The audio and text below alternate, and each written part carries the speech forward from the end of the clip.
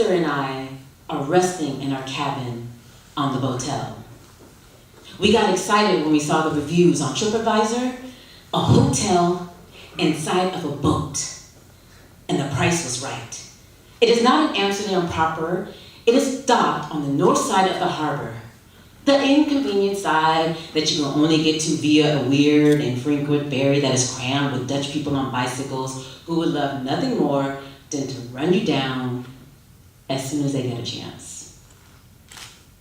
Erin is browsing through Ostrostraddle.com, a site which analyzes girl-on-girl culture, lesbian and bisexual women on the edge. I am Googling the best places to get magic mushrooms. It's important to stress here that I am the squarest person who have ever lived. I mean, if you observe my lifestyle from a distance, you might cast me off as a free spirit, a visual effects artist, a creative professional. But visual effects has never been the side of the film industry for the glamorous and the spontaneous. It is the side for the obsessive, the ones who will sit at a computer for days and weeks and months, trapped in a loop, repeating the same steps until they get it right. So, I cannot emphasize enough how much I love parameters. It speaks to the lack of my true inspiration. Another core belief of mine is that mind-altering chemicals don't affect me. Yes, this belief has been categorically debunked when it comes to alcohol, but other drugs seem impotent to me. I spent long, youthful hours in hazy rooms, huffing whatever has been passed to me, wondering if I simply lacked the conviction to go where everyone else is going. And this lifetime of being a total buzzkill, it comes as a surprise to me to develop an obsession with LSD in the twilight of my youth. I mean, not with taking LSD. Let's not get crazy. I'm obsessed with researching it. Someone in my writing group suggested I look into the history of the LSD movement as an inspiration for a piece of science fiction. At first, I was carried along by a cinematic and unknown history. It's intoxicating to uncover the grave that you can rob. Then I read Huxley's The Doors of Perception and was beyond intrigued. Translated by my brain, his theory of consciousness is this: the normally functioning human mind is a filter, winnowing down all the things in this world. To disrupt this functioning with a psychedelic is to disrupt this narrowing of the focus. It doesn't cause hallucinations, but rather a glimpse of what has always been there. These words infected me. I wanted to lick them off the page. My mind has always been the problem and the solution. I have long suspected this. This psychedelic fixation is the reason we are here. Erin came to London, where I live, for a conference about glass dynamics. I mean, Erin has a PhD in physics. I once spent an entire year of my life adding secondary facial jiggles to some computer-generated monkeys. I mean, we decided we should go on a European adventure while she was in town. Erin suggested various cities, Copenhagen, Berlin. I mean, I shot them down. I wanted a place where I could legally attain a chemical that would disintegrate my ego. And Erin was cool with this. After browsing through this long list of Amsterdam psychedelic perverts, I finally settled on a TripAdvisor approved smart shop, and I closed my laptop abruptly. We leave the motel. It is a sunny late afternoon. Erin is casual on the ferry. I mean, she leans against the railing, her low ponytail, the only part that moves in a riot of action in the wind. I mean, and Erin never hurries. She is not a laid-back person. I mean, she just doesn't hurry. Both of my sisters dawdle. I was always chronically late for school because of them. Each morning I would sit in the empty car with my backpack and desperate and enraged, waiting for them to release me from the hell of not knowing what was going to happen. I used to be certain that this was because they were inconsiderate assholes, But I have mellowed slightly. Now I think it's about control.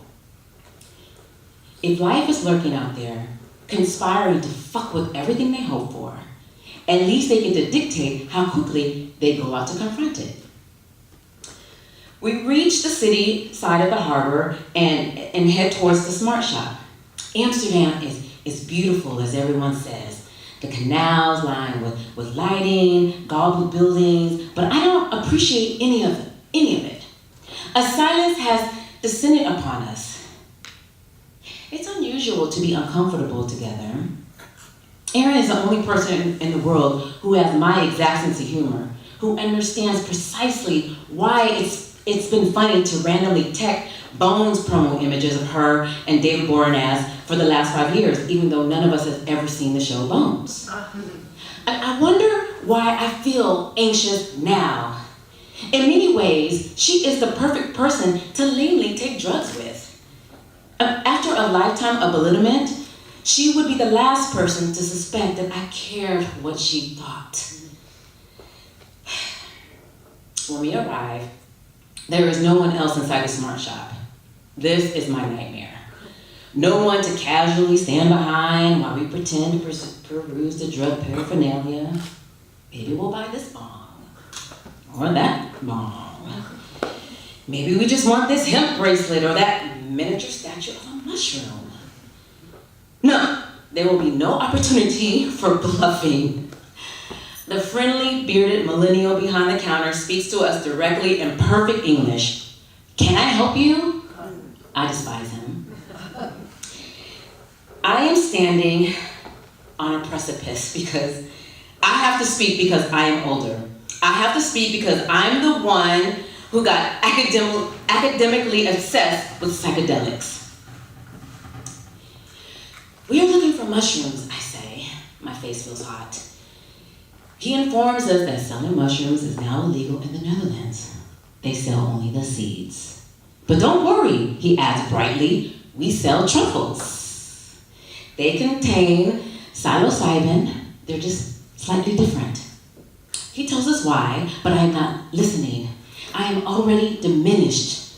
Magic truffles sound so bougie. They are probably exactly what I should be taking, but I tell him we will want the minimal dose as possible.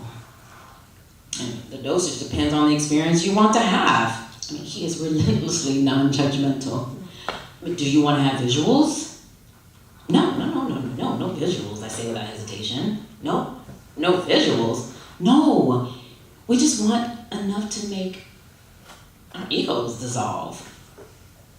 He generously considers this, and then he suggests that we take 10 grams each. With any less, nothing will happen. The trip should last 8 hours. We buy the suggested amount, stuff it in my backpack, and I rush out of the store. Aaron ambles behind me. It's 7 p.m. and our flight leaves early the next day. I'm doing the math, feeling the anxiety rising. We can't trip into the late hours of the night. I mean, what if we are too high on the flight? And suddenly I realize I have a blood test the following afternoon as part of a medical exam for my next work visa renewal. Are they testing for drugs? Aaron asked. I don't think so, but I don't know. The sun is still shining. I feel my mood darkening. My backpack is heavy, and I project into the future and feel it there too. A premeditated dissatisfaction with whatever is about to happen. I can see a shift away in the way Aaron handles me, trying to go along with whatever I want. I mean, it's a tactic that further provokes me, and we begin to descend into a spiral of me being scary and her being scared. It is the ancient custom of our people. We decide we will go to Vondel Park, find a place to sit, and see how we feel. Erin keeps saying, like, we don't have to do it. Deep down, she knows that inside that we do. We are types. If types decide they are required to have a meaningful spiritual experience on some trussed up fungus, then by God, they are gonna go through with it. We head southwest past the zoo and the Blue Mark, and the Rijksmuseum. The park is crammed.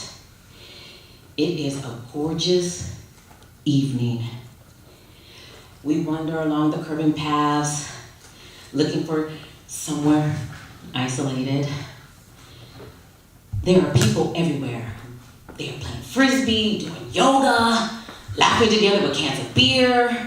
There is not a single patch of empty enough grass. Finally, we come upon a small area on the bank of a lake that is isolated. Thanks to the duck poop scattered all over the ground. Erin scuffs a patch of ground clear with her shoe. We crouch together and decide we will each just take 5 grams. A half. We know very well the man said that this would produce no result, but damn it, we have to try. The truffles are small, hard nodules. They look like cloves, and they taste like dirt. Bitter and discouraging. I chew absently and stare at the ducks in the water moving in a lazy, undulting formation. I wait for signs of my identity disassembling, or at least half of my identity. In my academic research, the study I found the most mesmerizing was the one conducted on patients with terminal illness. It showed that a high dose of psilocybin would reliably generate a sense of merging with the universe. 2/3 of the participants described this trip as one of the most meaningful experiences of their lives. 1/3 reported they were no longer afraid of dying.